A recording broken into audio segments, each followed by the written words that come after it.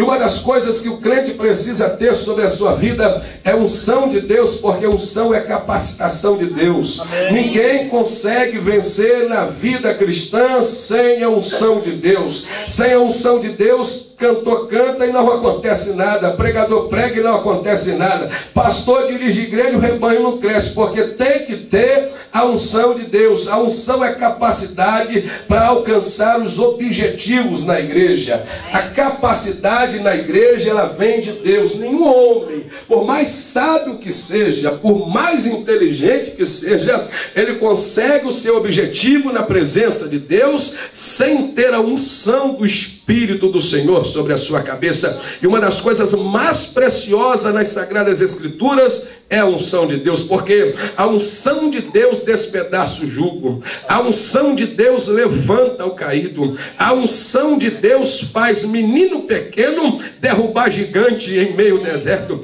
a unção de Deus faz o homem saltar muralhas. É por isso que a Bíblia fala desta unção maravilhosa que vem como capacidade de Deus na vida de um homem. E uma coisa é o homem sem a unção, e outra coisa é o homem depois da unção. Davi, antes da unção, era um mero pastor de ovelhas, desconhecido, discriminado, desvalorizado, era ruivo. Pastor de ovelha no Antigo Testamento não era valorizado. Isso não era função de filho, isso era função de escravo. E Davi trabalhava no campo tal como um escravo. Mas depois que Davi recebe a unção do Espírito sobre a sua vida, Davi sai da situação de servo no campo para reinar sobre a nação de Israel. Se você não sabe, Deus quer colocar sobre a sua vida óleo precioso para você vencer a batalha da sua vida. Deus quer lhe dar autoridade para você vencer a sua guerra.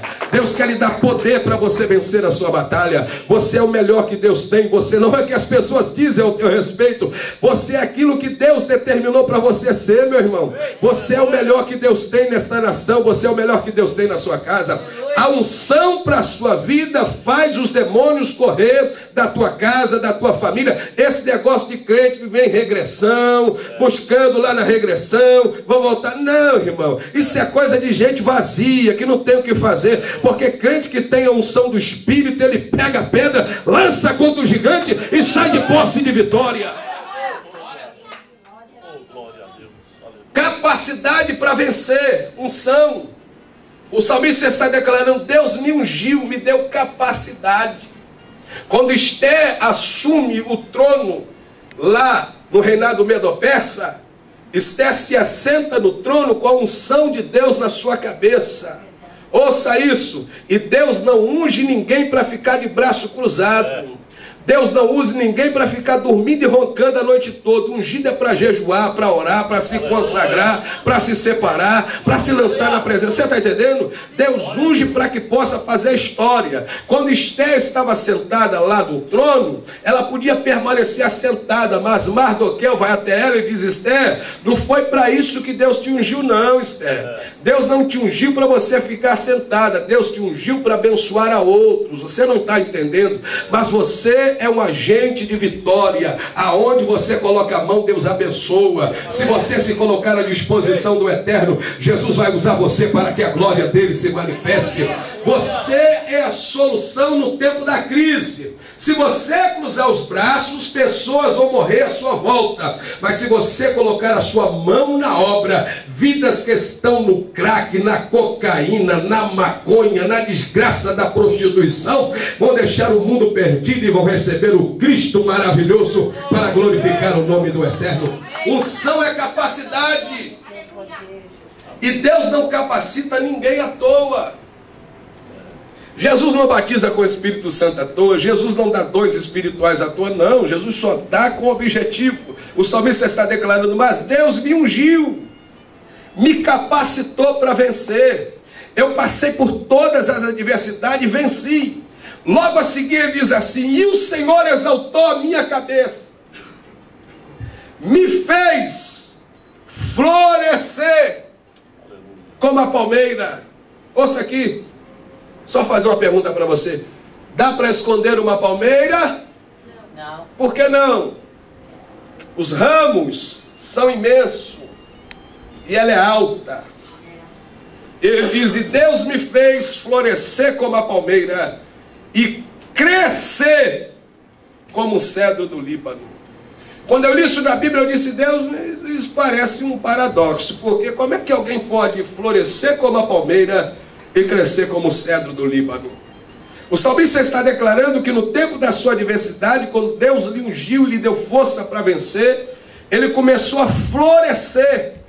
Ou seja, aqueles que olhavam para ele não viam a bênção de Deus na vida dele, agora tinham que olhar e tinham que declarar que Deus estava na história da vida dele. Aqueles que viram ele cabisbaixo, angustiado, sofrido, passando pelo tempo de aflição e todo mundo dizendo é crente. E as pessoas dizem mesmo, é crente, vai para a igreja, dá dízimo, dá oferta, está sempre na igreja, só vive aí, ó, deprimido, angustiado, aflito. E eles começam a olhar e começam a zombar, e o salmista vivencia isso, e à medida que ele começa a vivenciar isso, quando ele vê a mão de Deus vindo ao seu encontro, ele começa a declarar, não, mas Deus mudou a minha história.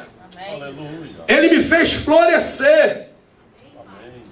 Isso está falando de aparência, coisas notórias, que as pessoas olham e visualizam muito rápido. Ele está declarando que Deus lhe fez florescer, mas o seu crescimento foi como o do cedro do Líbano. Parece um contraste, porque o cedro ele cresce de uma forma muito interessante. É uma das árvores mais importantes do Líbano, tanto é que está na bandeira libanesa as folhas do cedro. O cedro ele era comercializado e era a madeira mais importante ou mais cara naquela época do Antigo Testamento. E ele, quando começa a declarar isso, ele está falando de algo profundo. Quando eu comecei a apreciar esse texto da Bíblia, eu comecei a entender por que ele diz que floresceu como a palmeira e cresceu como o cedro do Líbano. Porque o cedro, o seu processo de crescimento é muito interessante. Se você lança uma semente do cedro hoje e volta 5 anos depois, o cedro cresceu apenas 15 centímetros. E alguém olha e diz assim, olha, 5 anos, cresceu nada. 5 anos, cresceu nada. 5 anos de oração, 5 anos de jejum, 5 anos de culto, 5 anos de palestra, 5 anos de vida com Deus, cresceu nada. E quem olha para a pessoa que está crescendo como cedro, é a situação do salmista. Ele está dizendo, Deus me fez florescer como a palmeira, ter aparência, mas o meu crescimento foi como o do cedro. 5 anos, 15 centímetros. Só que o mais interessante no cedro é que quando ele cresce 15 centímetros para cima, ele cresce 1,5 metro para baixo. Se ele está crescendo pouco e ninguém está vendo, ele está se enraizando. Ele está se estruturando. Porque tem coisa que Deus não pode te dar agora, senão você se desvia. E é por isso que as pessoas olham para você hoje e dizem, não está acontecendo nada na vida dele. Não está acontecendo nada na vida dela. Você está crescendo como cedro, devagar. Porque você precisa ter estrutura para ser abençoado por Deus. O irmão queria um carro. Jesus deu um carro para ele. Perdeu a mulher. Porque o infeliz ficou alisando o carro o tempo todo. Esqueceu da mulher, perdeu a mulher. Crescimento do cedro, devagar. Agora, em contrapartida, quando o salmista fala da palmeira, ele está falando de aparências. Coisas aparentes. E uma das coisas mais interessantes no reino de Deus é que o reino de Deus não é aparência, não é exterior.